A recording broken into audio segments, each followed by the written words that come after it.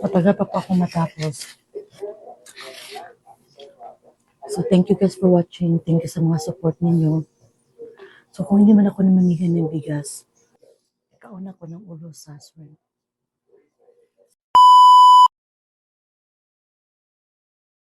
Hello! It's me again!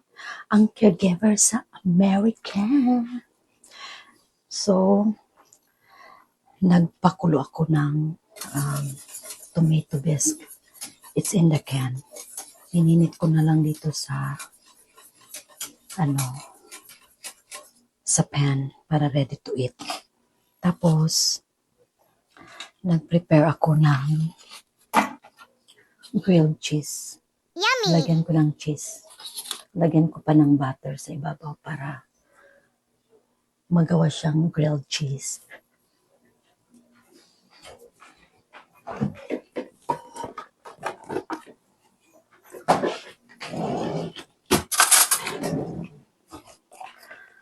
So, ganito po ako magawa.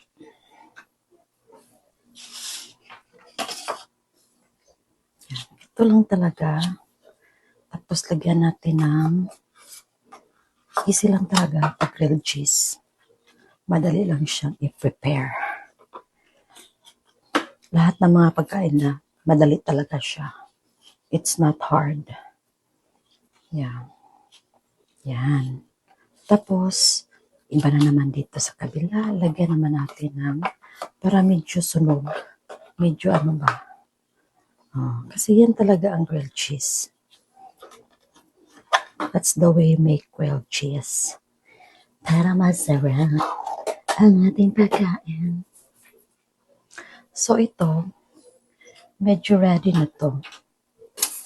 Kasi sabi ko sa matandang lalaki, 1:30 ang lunch time sa kanya. Yes, 1:30.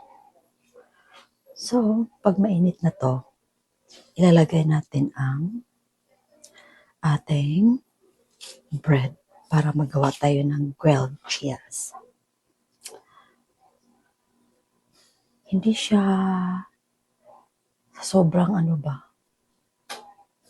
Noon, grabe ako maggawa ng grilled cheese sa sarili ko. 2 cheese pa yung ginagawa ko sa sarili ko. Pero, lately, ayoko. So, ilalagay ko na siya dito sa pan. Hintayin na natin mag-brown yung side. Tapos, i-flip na naman natin. So, ganito lang kasimple ang lunch ng amo. Yung babae, sabi niya, kasi she eats big breakfast. So, sabi niya, half of this soup sa kanya. Ito na guys, ilalagay ko yung half dito. Kasi, yung amo kong babae, pag may sabaw, nilalagay sa cup. So, mamaya na siya kakain. So, ito, ang sa husband. So, ilalagay ko na dito. Para, sabi niya, mabuti yung lagyan. Ganito. So, ilalagay natin ang ganito. Yan. Tapos, prepare ko rin yung spoon para gamitin niya sa soup. Tapos ito ating nilulutong grilled cheese. So, nagme-melt na yung cheese. Nakikita niyo yan? Yes, nagme-melt na siya. So, yan, nabra-brown na siya. Ayoko medyo too much brown kasi yung lalaki na mahirapan na sa kanya yung mga hard to eat, machuchok na siya. So, careful din ako sa kanya sa kakainin niya. Kasi pag very hard, nagchuchok or ubo. Kasi merong nakabara sa kanyang So, bago ang ref nila. Bumili sila ng bago. 3 doors pa rin, pero medyo maliit na. Maliit na nung isa. Tapos yung freezer, wala na ilaw. Ayan yung aking baon. Yung 2 tuna. Sasabi ko sa inyo, ito po ang aking binibili. Yeah, ahi tuna steak. Yan. Yan. Ito rin po, mga pagkain ng mga matanda na pwede ko rin kainin. Ayan. Yan. So, yeah, bago to guys. 1,500. Yan. Ang akin yung orange na yan. Wala lang, para tumaas lang ating video. Yan. I'm sure. Yan. So, hugas-hugas. Para malas yung trabaho mamaya.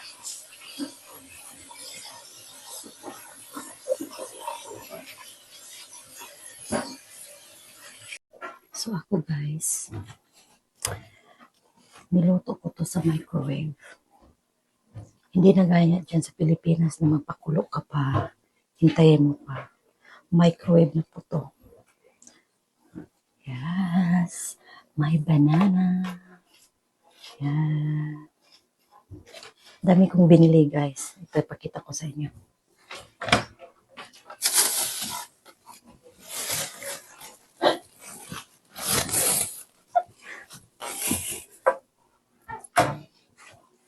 Tapos, may mais po tayo. So, hindi ko po ito kakainin. Ito lang. Bukas na naman to. Yan. So, initin lang natin. Kasi nga, alam nyo guys, basta mais, grabe ka hard. Pero ako, hindi kasi ako mapili eh. So,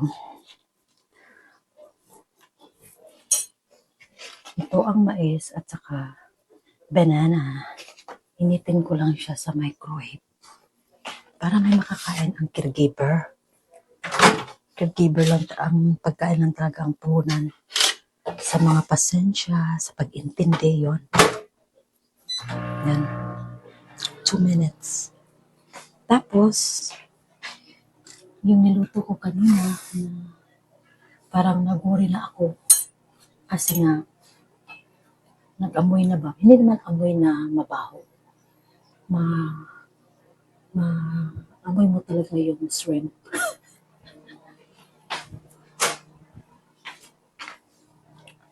So, ito po ang ulam ko.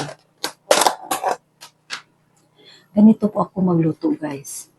Kinukuha ko yung skin sa body ng shrimp. Body talaga. Tapos yung ulo, iniwan ko. Yeah, connected to the body. Kasi, paborito ko po yung ulo. Ulo ni Ado.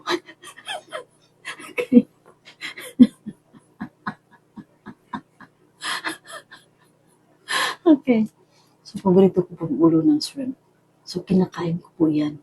So, lahat na pwedeng kainin sa shrimp, kinakain ko talaga. Yung kinukuha ko lang talaga yung sa body na, yung skin niya. Tapos, yung pinakita kong isda, ito po, sinabay ko na pagprito. So, I'm sure it tastes shrimp. Kasi, niluto ko siya after the shrimp. Pero ako, okay lang naman. Nangaunta. Dami kaya ako ang smiley, kaya ako ang banana.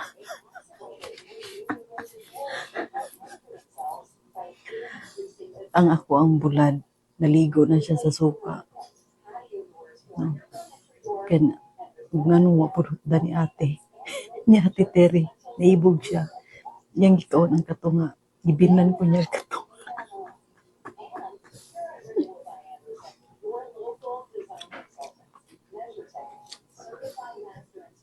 Thank you, Lord. Ang sarap.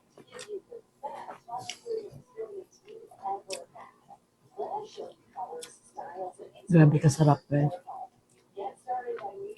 Basta din ang yung tusnuban, pinakurat niya suka. Pagkalami ah. Grabe.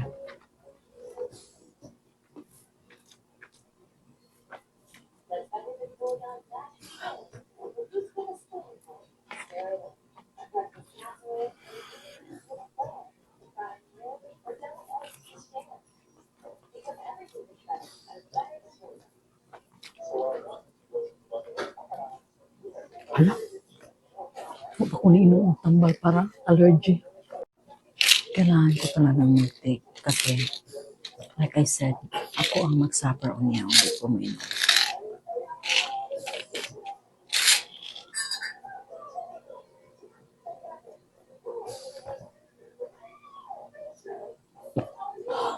Sus, magay nakadumdum ko. So, mais with this kind of meal.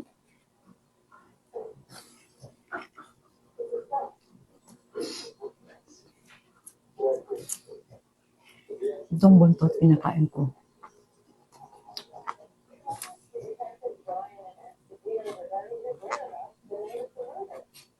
Ang sarap. Yan na patay bulad nga. Naligo na sa suka.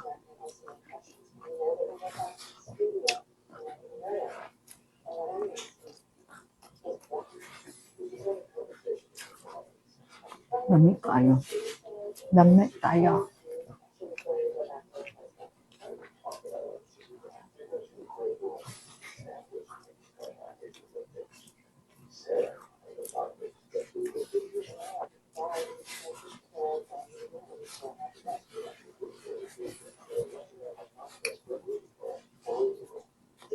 Ito oh, ulo to.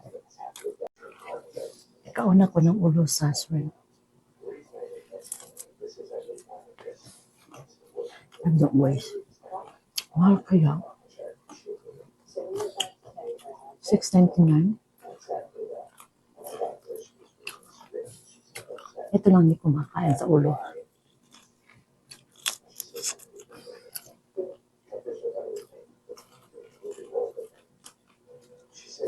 I don't waste. Ayoko po mag-waste. Kaya pinakain ko talaga to.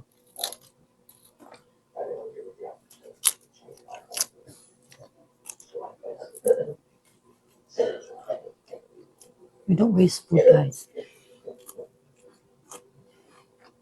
So, mahal ba naman ang bilihin ngayon, Megan?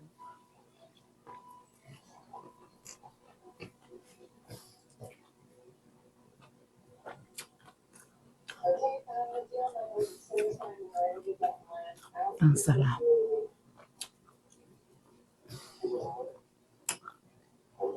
Kahit pagod ako kahapon, bangon na lang dyan po, guys. Para mapalitan yun.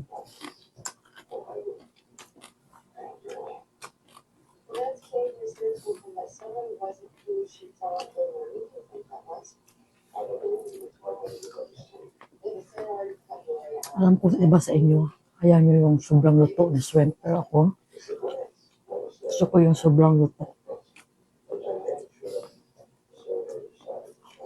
So,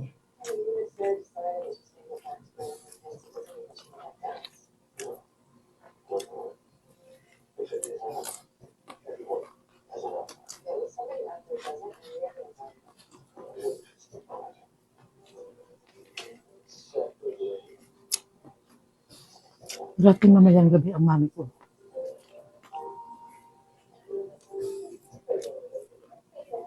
Nagkalaro ng bulad at luto na daan. May pait kayo, hindi magluto bulad, guys. Grabe.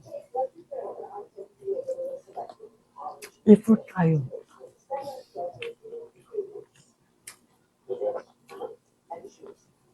Nasamot na sa karon nga nangala ako ang binalaye. Nga di siya ganahan ng mahot sa oil. So magluton ta ko gabi og Ay, open ko gabi eh. O, pinakupsan ko. Wala na lang. So, yun lang guys. Matagal pa ako matapos. So, thank you guys for watching. Thank you sa mga support ninyo. So, kung hindi man ako namamigay ng bigas, ang binibigyan ko ng authorization, pinadalan ko ng pera, yung asawa ni Aljen. So, siya ang nagpaparapol. So, tutukan yung account niya guys. And thank you so much Aljen. Thank you siya na akong anak kasi minsan siya din nag-edit sa mga video ko. So, God bless everybody.